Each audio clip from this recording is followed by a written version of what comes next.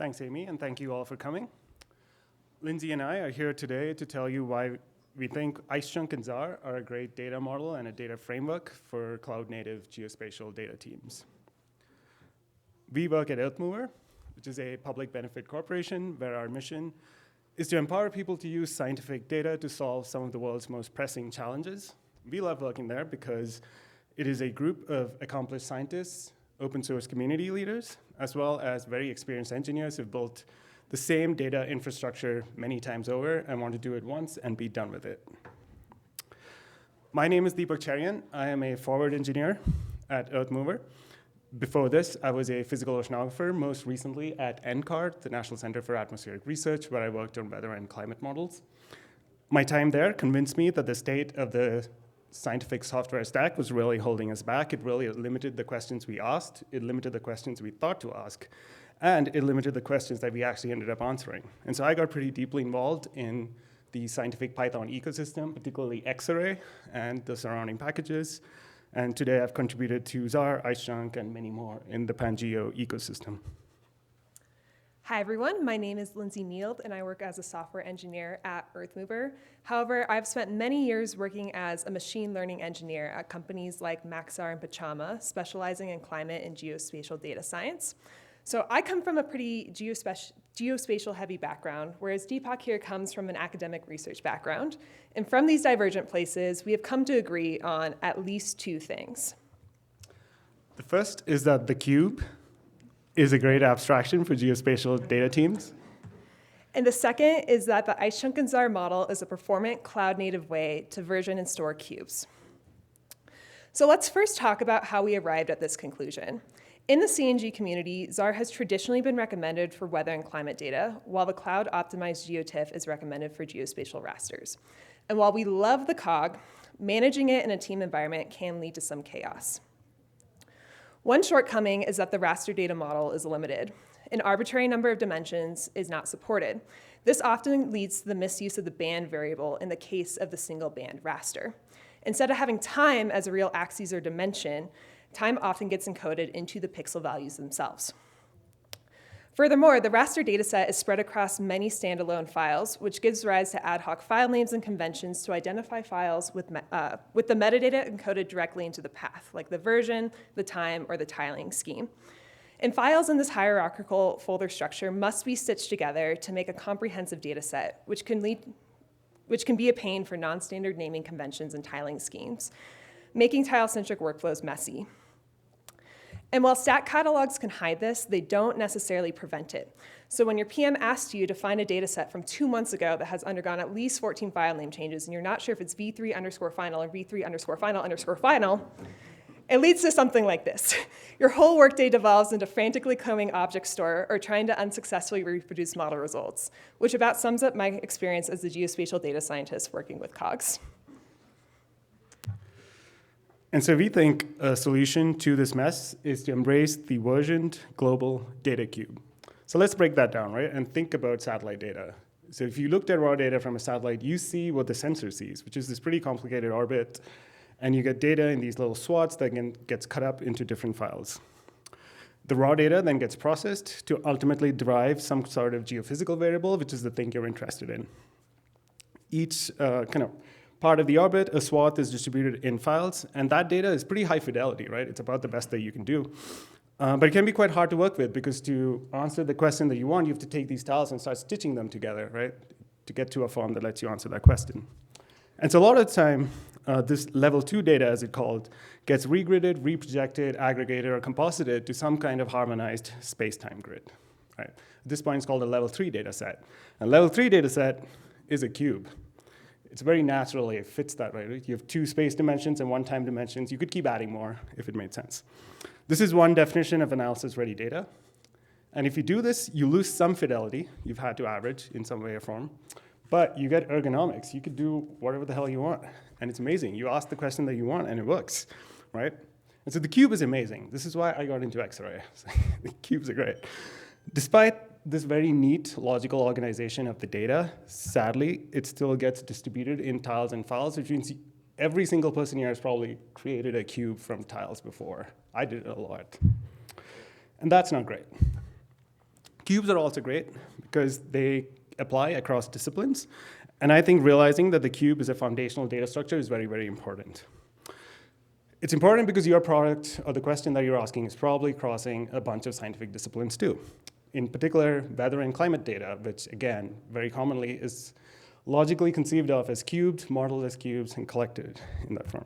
A couple of examples. In the commercial sphere, you might ask, how do I build a fire risk model for this particular land parcel? To answer this question, you might grab a metrology data set, say error 5 reanalysis, which are 4-dimensional cubes. Combine that with a land fire data set. You could conceive of that as a 3-dimensional cube and do some aggregations within vector geometries like land parcels. In the social sphere, you might ask, what is the projected heat stress in my city for the next 50 years? To answer that, you might grab CMIP6 climate projections. These could be 4-dimensional, even 5-dimensional cubes, depending on how you wanted to work with them. You might ground truth that against the satellite data archive, kind of like a 3D cube, and then do your analysis within vector boundaries.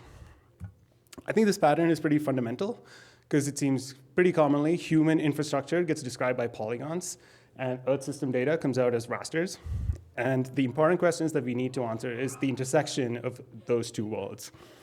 And importantly, the cube fits in that intersection.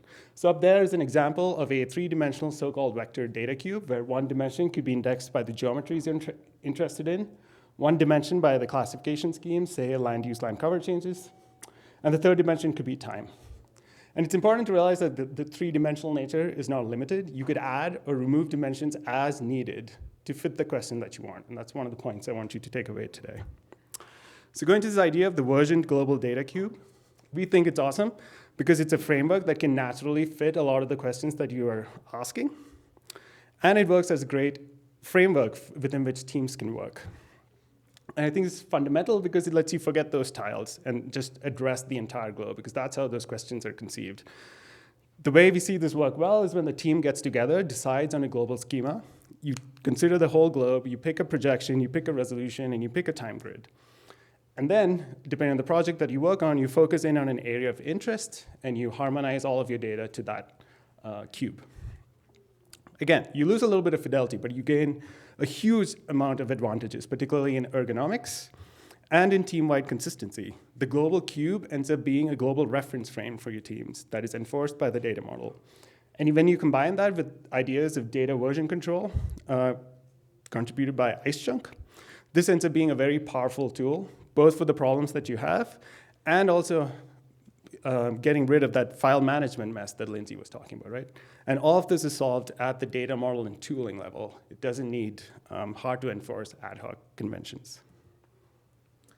So if we think of level 3 data as a harmonized spatio-temporal grid, the Zarr data cube model represents level 3 data in its natural state as an n-dimensional array, enabling faster and more efficient data access via internal chunking along arbitrary dimensions.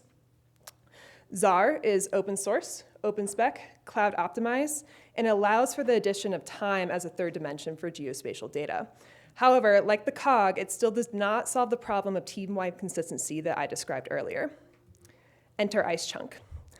Icechunk is built on top of Zarr, inheriting all the benefits of Zarr's chunk storage, compression, flexible backends, and hierarchical structure, but with the added benefit of Git-like version control and ACID transactions, which guarantee that transactions are processed in a reliable and consistent manner.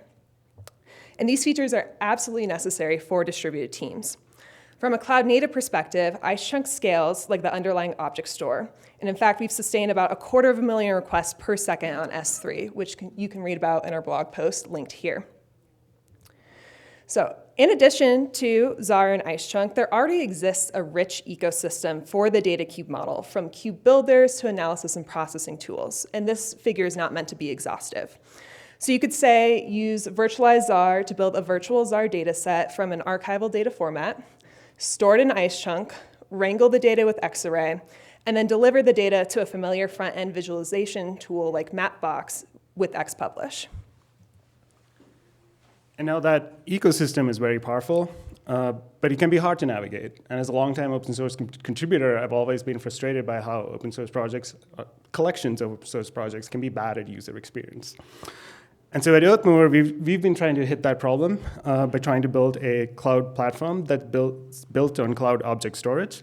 On top of this, we add a data storage layer where you store your Icechunk cubes, and we give you a data catalog and data governance features. This works incredibly well. If your workloads can hit those Zarr data directly, like we can do 250,000 requests per second.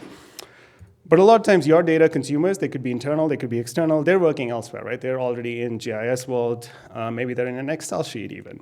And so to bridge that gap, we've recently released a data delivery layer called Flux that takes those cube data and can spit it out in various standards compliant protocols. Examples today are OGC EDR, or environmental data retrieval. Think of that as a way to get time series at a particular point from your cube. DAP, which is a climate world NetCDF specific protocol for getting gridded subsets of the data. And finally, WMS, which many of you are probably familiar with. I think of that as just slippy map tiles, right? Straight from the cubes. Our message for you today is the cube is a really, really good data model. It probably fits a lot of the questions that you're asking. It probably fits in with the way you're working. And the second message is that cloud-native cube storage is here. You've probably heard of Zarr. Zarr is amazing, but it can have some failures when you work in large distributed settings, which is why we've stolen some ideas from the database world and put that in Icechunk. Icechunk is a transactional version storage layer that sits underneath Zarr. So if you use Zarr today, you can swap it out for Icechunk and almost nothing changes. The last piece of this puzzle, we think, is GeoZarr, which is a community effort that is ongoing to formalize geospatial metadata extension to Zarr. A key concept here is, at least I view this as harmonizing how both the climate modeling and the geospatial words reference coordinates or describe the globe, right? So these two communities have done two slightly different things, and we want to bring those two walls together because they need to work together. Importantly, GeoZarr is work in progress, but that should not limit you from adopting the cube data model or cube-based technologies for the work that you need to do. Yes. To echo Deepak, you do not need to wait for the GeoZarr spec to use Zarr for your geospatial data. Being in the industry for a few years, I've noticed geo folks tend to think that they need a geospatial-specific data format, such as the GeoTIFF, to store and process their data, which kind of leads to this fallacy where geodata tools like GDAL or Open Data Cube often get conflated with the data storage model, like the table, the cube, the raster. However, Zarr is perfectly suited for geospatial data, even if it is not inherently a geospatial-specific format. The weather and climate community actually adopted Zarr from the genomics community, proving that the data cube model is generalizable to many different industries. And I want to take the example of pandas and GeoPandas here. Pandas is, at its core, a tabular data storage format. GeoPandas is also a tabular data storage format, just built on GDAL and a few other geospatial tools to enable geospatial processing. And a lot of geo tools are often just wrappers on these general formats, like that example. And as we like to say at Earthmover, essentially every new geospatial tool is just GDAL in a trench coat. And GDAL support exists for Zarr today. So if your geospatial data set is a Zarr data cube, GDAL-backed tools will still work with your data. And indeed, many of our customers have found success with the Zarr data model for their geospatial data, demonstrating that storage formats don't have to be geospatial in nature in order to be useful. We believe that you should pick the data model that fits your problem, not necessarily the geo one. But how do you determine what data model fits your problem? We provided a rubric. The COG and stack model still excels for streaming non-gridded level 2 time series, such as a Sentinel-2 scene catalog or a USGS Landsat collection, while Zarr is a natural, cloud-performant way to store level 3 data that is aligned on a common grid in CRS. While it is less GIS native compared to COGs, the support is actively improving. The Zarr model is optimized for distributed teams in the form of Icechunk for version control, and the data cube model itself is a common reference frame that makes it easy for teams to work with. In short, Zarr brings significant advantages for level 3 data, while the COG and stack model remains the optimal choice for level 2 data. The real takeaway here, though, is that we want you and your team to be just as excited as we are about data cubes. Before we go into questions, I have a few more plugs for this conference. This afternoon, our very own Tom Nicholas will be giving a talk on virtualized Zarr and Icechunk. That's at 1:15 in Wasatch A. In the same session, Emma Marshall, a former intern at Earthmover, will be giving a talk on data cube workflows with Xarray and Zarr. If you can be in two places at the same time, Naomi Provost from C-Trees will be chatting about how they built cloud-native workflows on the Earthmover platform. That's at 1:15 today in Magpie B. And then finally, Earthmover is hosting a workshop tomorrow morning at 9:45 a.m. in Ballroom 3, where we will go over how to use Zarr, Icechunk, and Xarray to build a global version Zarr data cube from a stack of GeoTIFFs. We also have a booth in the exhibit hall where you can get your very own Earthmover Rubik's Cube. We look forward to seeing you. Thank you.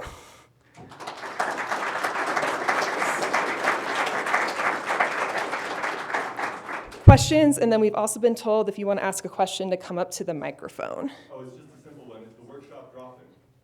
If you want it to be. Yeah, we do not expect everyone to be there for the full 3 hours. But do you need to register or do you just drop in? Oh yeah, you just drop in. Thank you. Yeah. I have a question. I'll give him the microphone. Use case that I have for Zarr is like global data products, but the problem with Zarr is that it doesn't handle sparse data well. So an example, Global Mangrove Watch is presence, absence, like no data, and mangroves are on the coasts, not in the middle of the ocean, not in the middle of the land. So storing that data in a Zarr is problematic. Like most of the data is no data. Does Icechunk or any of the other tools handle this sparse data? And that then feeds into Sentinel-2 data, right, which is geospatially or temporally sparse, you know. So, yeah, any thoughts? You have thoughts? Yeah, I do.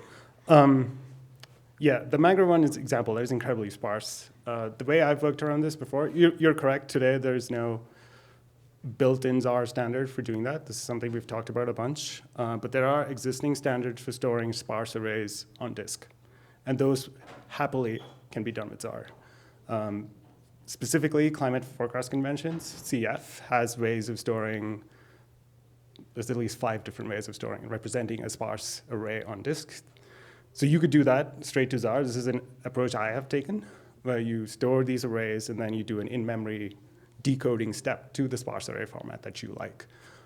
So yeah, it's not inbuilt, but absolutely doable. And like people have solved these challenges with other array formats before, and we can just adopt those to Zarr.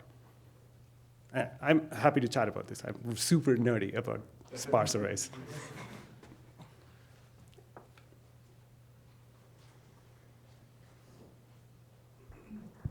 Thank you guys for a very useful presentation. So my question is, how do you get the best way from data source to the data cube format? What are the best practices and the frameworks available there to seamlessly get from point A to point B? Thank you. Yes. So I think this is very dependent on what data you are actually trying to get into your Zarr data format. There's several different, we call them cube builders, several different approaches that you can take depending on what your goals are. And it's not always straightforward. During our workshop tomorrow, we will go over if you have a tiled set of GeoTIFFs over several years of how we can turn that into a global schema that you then populate into a version data cube. So that doesn't totally answer your question, but just like there are cube builders out there, and it is very dependent on what data you are trying to merge into a cube format. And then I think being cognizant of time, we need to move on to the next speaker. So thank you.